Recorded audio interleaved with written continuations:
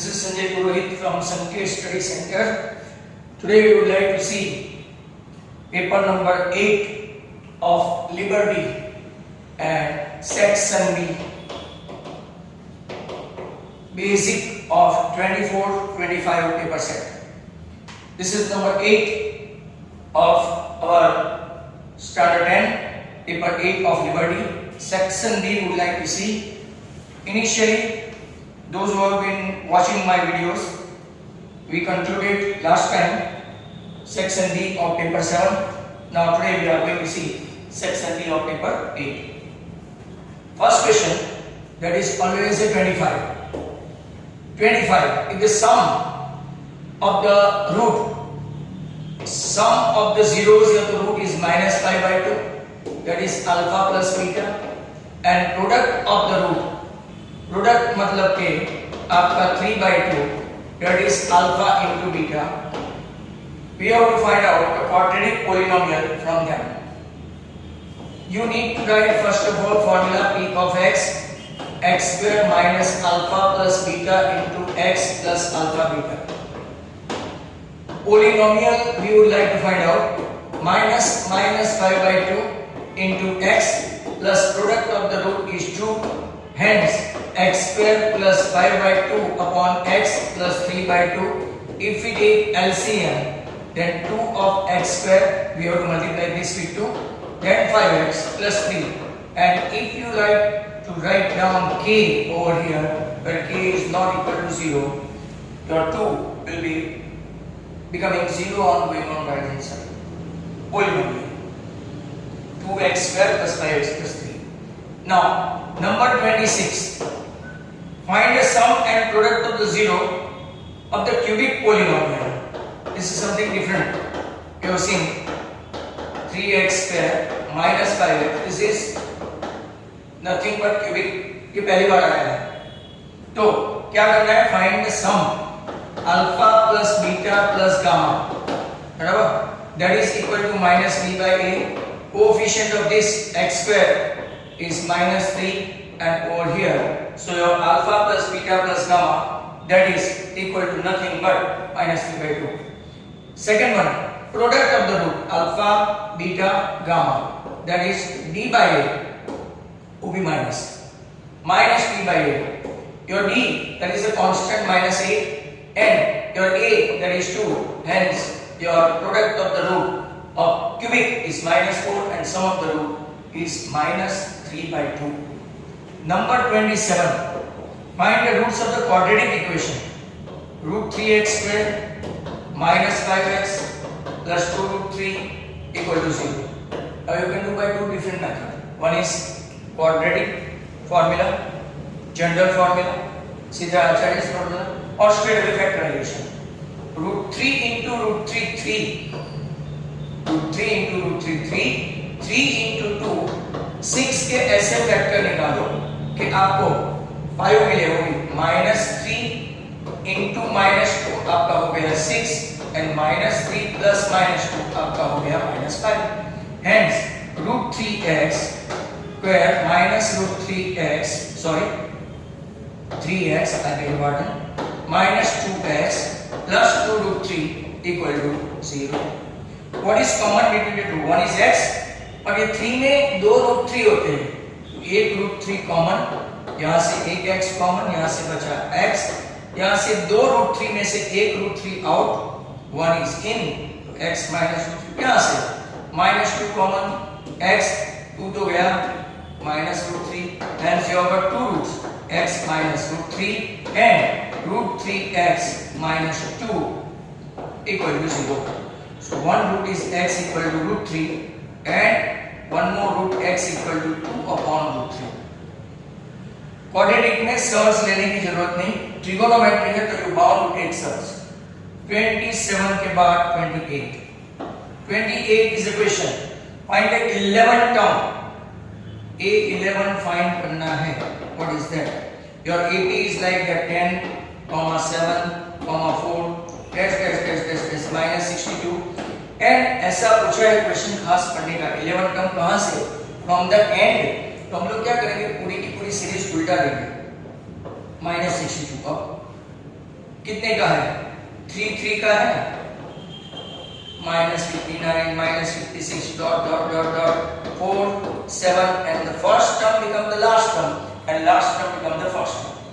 Now A11 मतलब के A plus ND, A मतलब कौन? -62, D मतलब कौन? Minus minus plus, actually it is 3, -62 minus minus 59, तो सॉरी उल्टा बोला, -59 माइनस माइनस 62, तो 62 प्लस हो जाएगा यहाँ पे 3 -62 plus 30, your answer is -32. It is nothing but a textual sum, right?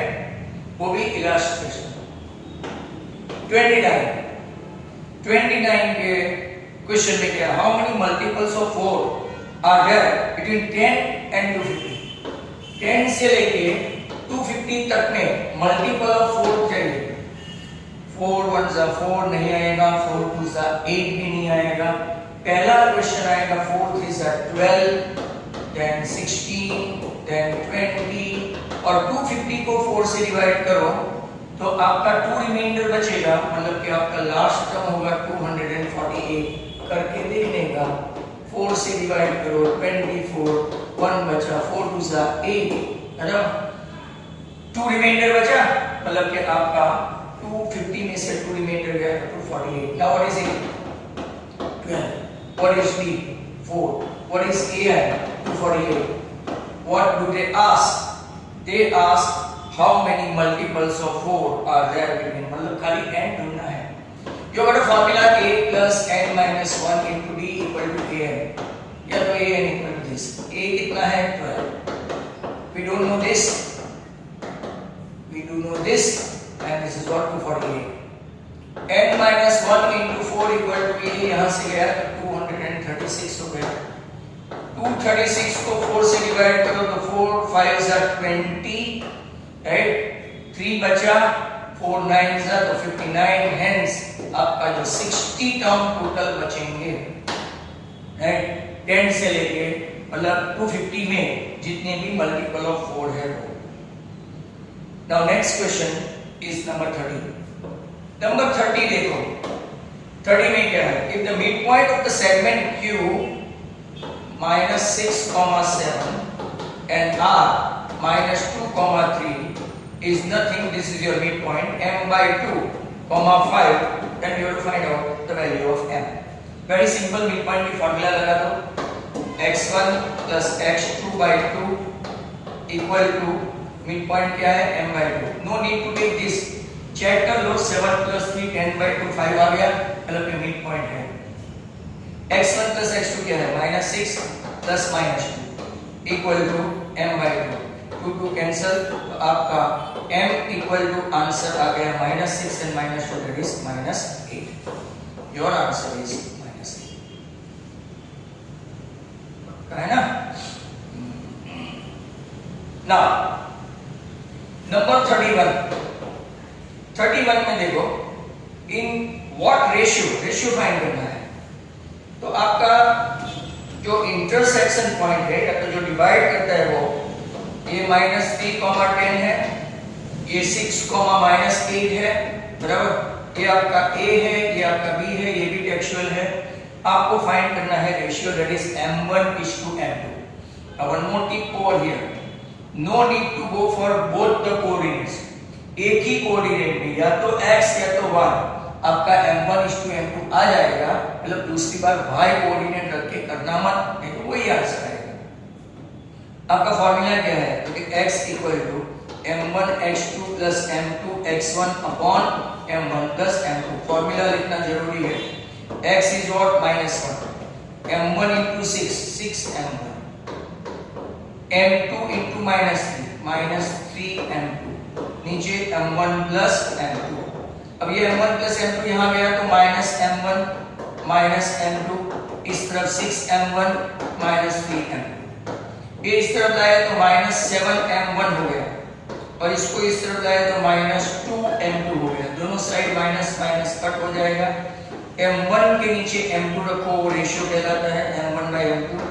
2/7, don't make mistake, like 7 by 2. Answer is 2 by 7. Your answer is 31. Now question number 32.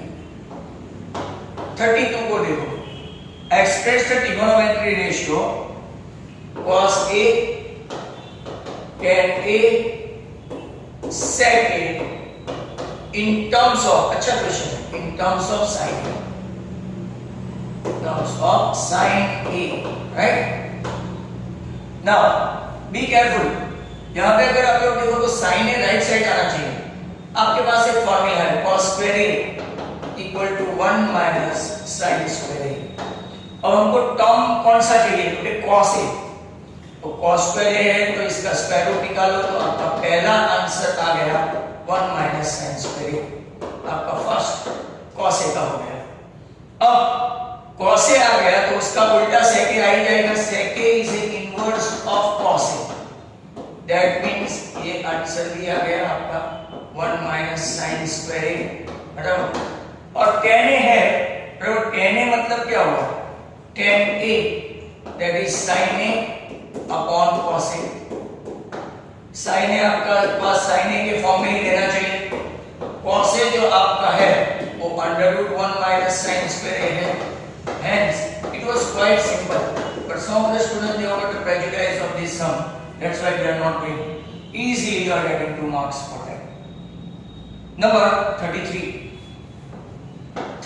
देखो, evaluate करना है, फाइंड करना है cos 60 sin 30 plus sin 60 and cos 30. If you are putting the correct value, you will get 1 mark straight away. Cos 60 is half, sin 30 is also half. Sin 60 is root 3 by 2 as well as cos 30 is also root 3 by 2. 1 into 1, 1, 2 2s are 4. Root 3 into root 3, 3 and 2 2s are 4. They have got a common denominator. Common denominator मतलब LCM लेने की जरूरत नहीं, जो ऊपर है वही accept कर दो। 1 plus 3 and this out 4 by 4. Your answer is 1. Your evaluation from value of this is 1. Now मैं यहाँ पे 37 पहले ले लूँ, छोटी सी जगह है 37, राइट? 37 में मीन दिया है x बार 211, a दिया है आपको 225, सिग्मा fi xi बोलते हैं, पर एक्चुअली fi ui, बराबर, fi ui -7, तो प्रिंटिंग मिस्टेक है। सिग्मा fi आपका है 25 और आपको फाइंड करना है h। When they are asking h, they cannot write sigma fi xi or sigma fi di. fi di में भी h नहीं आता, fi xi में भी नहीं आएगा। पहले फॉर्मूला रखो, x bar equal to a plus sigma fi ui upon sigma fi into h। ये आपका 211 है, ये आपका 225 है, सिग्मा by -7 है, ये 25 है, इक्वल टू h। ये आपका हो गया -14, उस तरफ गया 225 माइनस हो गया, -14 equal to -7 upon 25 into h, 7 और ये आपका हो गया 2, हेंस आपका h इक्वल टू ये माइनस माइनस कट भी हो गया, 25 टू सर कितना हो गया 50, hence your class length that is h equal to 50। यहाँ पे आपका h 50 हो गया, बराबर। तो वेट करते हैं 2 मिनट, रब करना है। Now the next question 37 के पहले का मतलब कि 34 देखिए, 33 के बाद का है 34। It belongs to chapter number 9, 2 marks. The tower is in the vertical position on the ground. ये आपका टावर है, टावर की हाइट AB है। If the elevation angle of the top of the tower is 60, angle of elevation, कोई एक point से देखते हैं और ये एंगल ऑफ एलिवेशन आपका 60 डिग्री हुआ, बराबर। From the point of the ground, point of the ground ये है, from the base of the tower which is 15 metre away from his base, find the height of the tower. Generally ऐसे ही सम देखा जाता है, AB equal to h metre height of tower, then measure B 90, measure C 60, बराबर, and BC dimension 15 meter. Now we would like to find this height. In the context of this angle, we have got opposite side and adjacent side. No hypotenuse. If no hypotenuse, you can take tan or cot. Tan 60. Opposite upon adjacent. H upon 15 equal to root 3. Very simple. No need to take even conjugate. 15 root 3 meter is the height of the tower. अगर मान लो 30 10 30 पूछा होता, यहाँ पे 10 30 तो 1 upon root 3 होता, मतलब कि आपको नीचे conjugate भी लेना पड़ता. Number 35. A box is formed by placing a cylinder and a cone on top of it. Cylinder के ऊपर एक cone है, एक box में, बराबर? As per that. A box is formed by placing a cylinder and a cone on top of it. Radii of the cylinder and cone 12 है. Radii कितनी है? 12. Slant height कितनी है उसकी? 13. And height of the cylinder कितना है? 11. Find the total area of box.